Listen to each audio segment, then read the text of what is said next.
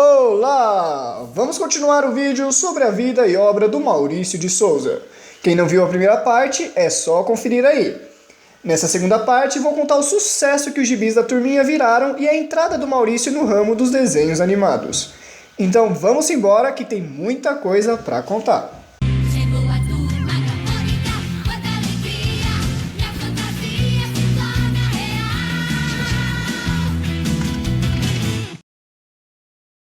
Eu sabia também que cada coisa teria seu tempo de realização ou de possibilidade de ser realizada, né? Então, tive paciência, fui fazendo aos poucos, primeiras tiras de jornal, 10 anos depois a primeira revista, 10 anos depois o primeiro desenho animado, 10 anos depois o primeiro parque temático, 10 anos depois a internet. Então, a cada 10 anos, a gente dá um pulo até tecnológico para a gente fazer alguma coisa de novo.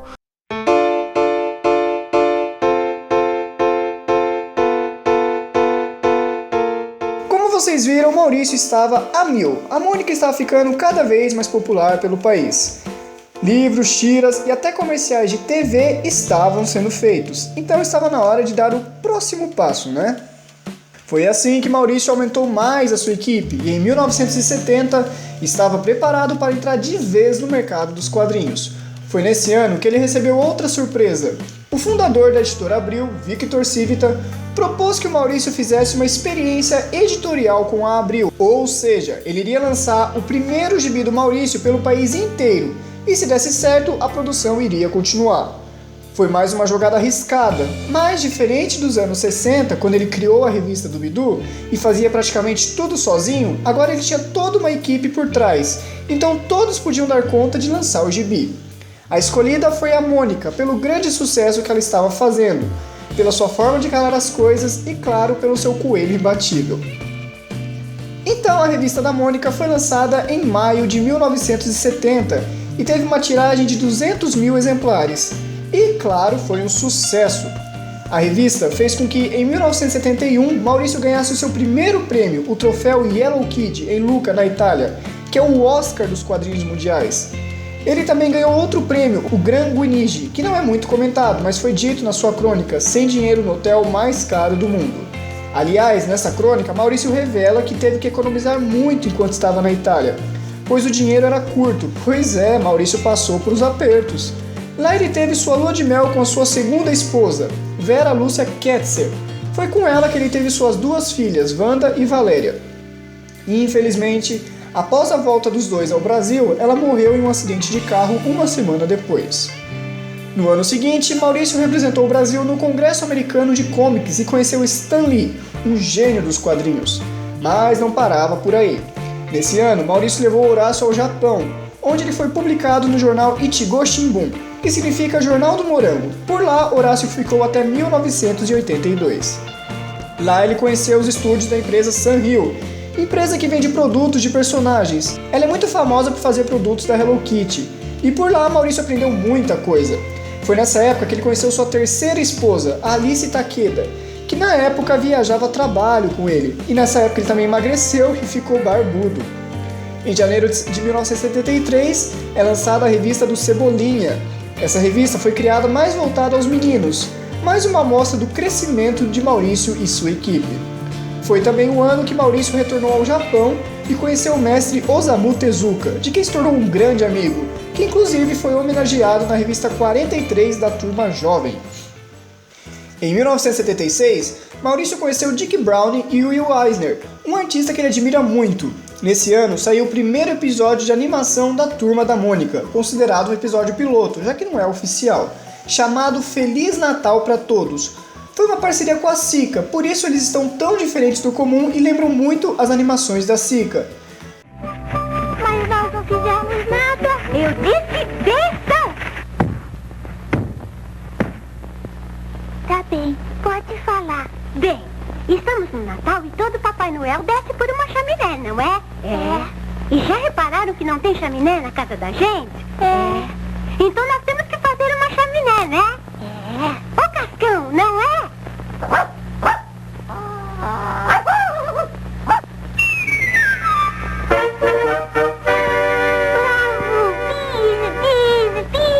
O primeiro foi lá na década de 70, com um desenho clássico, até hoje o pessoal lembra da musiquinha, que era o de Natal. Isso é para criançada, é para o pessoal, para moços, moças, jovens. Feliz Natal pra todos, Feliz Natal, Feliz Natal pra todos, Feliz Natal. Também foi o ano em que foi lançada a revista do Pelezinho, baseado no craque Pelé. Nessa época, várias empresas brasileiras já estavam começando a produzir produtos de vários gêneros da turminha, desde jogos, roupas, alimentos e vários outros. Foi uma estratégia de marketing. Com isso, a Turma da Mônica ficaria mais conhecida, Maurício ganharia mais dinheiro, aumentaria sua equipe, enfim, só ia crescer a partir daí. Foi então que, em 1977, Maurício percebeu que estava na hora das revistas da turma ir para o exterior. Ele conversou com Victor Civita, que conseguiu um contrato com a editora Ehapa Verlag da Alemanha. Lá, Maurício fechou um negócio com Kabatek, então a turma não seria publicada só na Alemanha, mas em vários países europeus. Assim nasceu a revista Fratz e Freund, pois me corrija porque eu não sei falar alemão, tá? Que significa Cebolinha e seus amigos, com tiragem de 50 mil exemplares. E não ficava só nisso, havia as edições em sueco, finlandês, inglês, norueguês, era uma festa de idiomas, varrendo desde a Inglaterra até a Áustria. Era a expansão cada vez maior da Turma da Mônica. Em 1978, a turma estreava no teatro, fazendo um de seus grandes sucessos, Mônica e Cebolinha no mundo de Romeu e Julieta.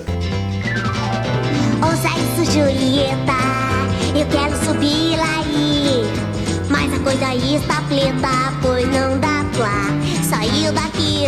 Puxe essa cleipa dela, ajude o seu Romeozinho, até parece brincadeira. Minha capista presa no espinho, minha capista presa no espinho. Sai espinho, volta de espinho, sai espinho. Só que nem tudo são flores. Por volta de 1981, na Europa, Maurício percebeu que suas revistas não estavam sendo vendidas por lá.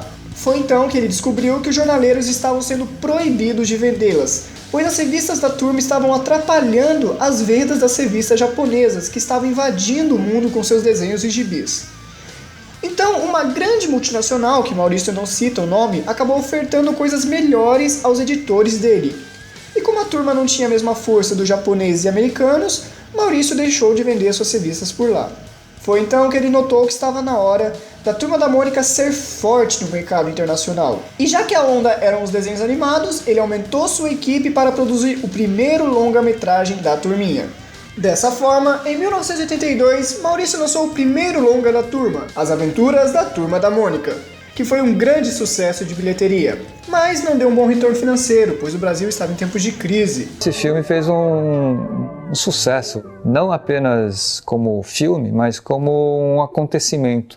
Espelho, espelho meu, existe menina mais boazinha que eu? Quem é o que vai responder, hein? Não há? Eu gostava de quadrinhos, de gibi, né? Gostava de ler as historinhas, gostava de ver filmes de animação. Pra mim, a animação brasileira, o que eu me lembrava muito era a Turma da Mônica. Era você ver os filmes do Maurício de Souza.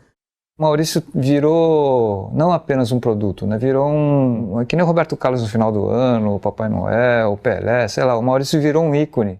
Aquilo me deu vontade de continuar, num tempo em que não dava para fazer desenho animado no Brasil. Mas eu não sabia, e eu me meti a fazer. Ô Mônica, isso aqui é seu, ó. No início da década de 80, eu lancei o meu primeiro longa-metragem nos cinemas, com um sucesso estrondoso. 3, 4 milhões de pessoas foram ver As Aventuras da Turma da Mônica. Sou Mônica. Beijinho, sabe, chona. Sou Mônica. Tô teimosa, então mandou. Eu acho que na época seria o terceiro ou quarto longa em animação brasileiro. Em comparação a Piconzé e a Sinfonia Amazônica, As Aventuras da Turma da Mônica, que tinha aproximadamente umas 60, 70 pessoas envolvidas. E o Maurício mesmo virou um celeiro de formação de gente, né? Foi uma primeira experiência para muita gente que trabalhou nesse filme. Olha, nada como a gente voltar a ser criança, né, Cebolinha? Fale, Cascão. No ano seguinte, eu soltei a Princesa e o Robô. Vamos lá, todos a bordo! Nesse ano, o Cascão e Chico Bento ganham suas revistas. Também foi o ano em que Maurício ganhou o troféu de melhor quadrinho do ano pela Abril, com a história Chuva na Roça, escrita por ele mesmo.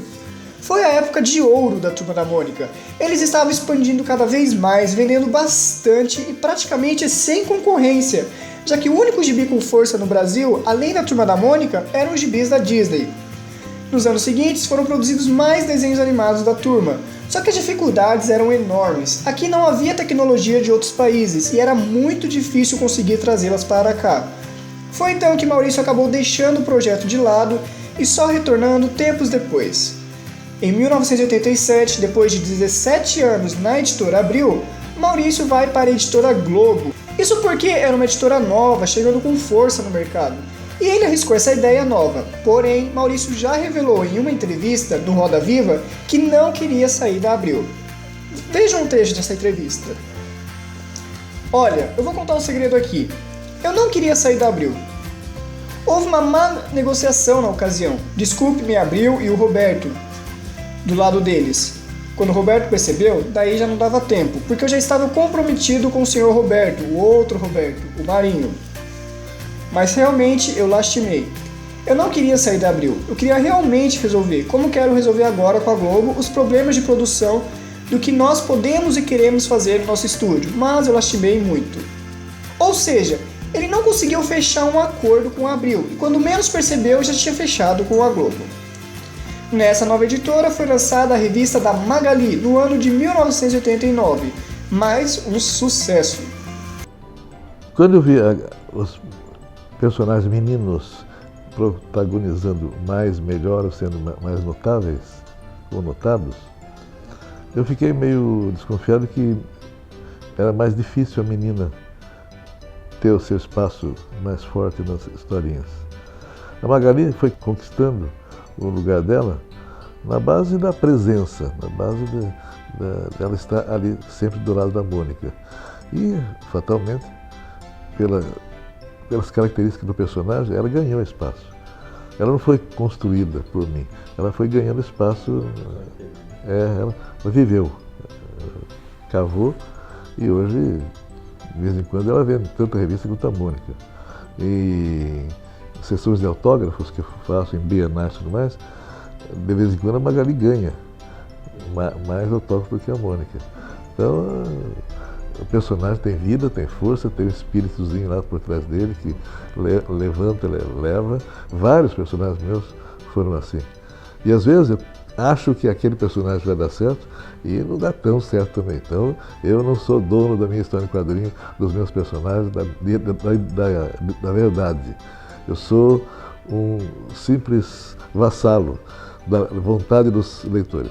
Vamos ficando por aqui. Para finalizar, no próximo vídeo vamos falar do crescimento da turma, nova editora, parque e, claro, mais lançamentos de sucesso. Aguardo vocês na próxima, galera. E por favor, pessoal, deixa seu gostei aí, compartilhe esse vídeo com seus amigos para ajudar o canal. Isso ajuda pra caramba a fazer novos vídeos e também para divulgar a história do criador da turminha, né, pessoal? Aguardo vocês. Até lá, galera!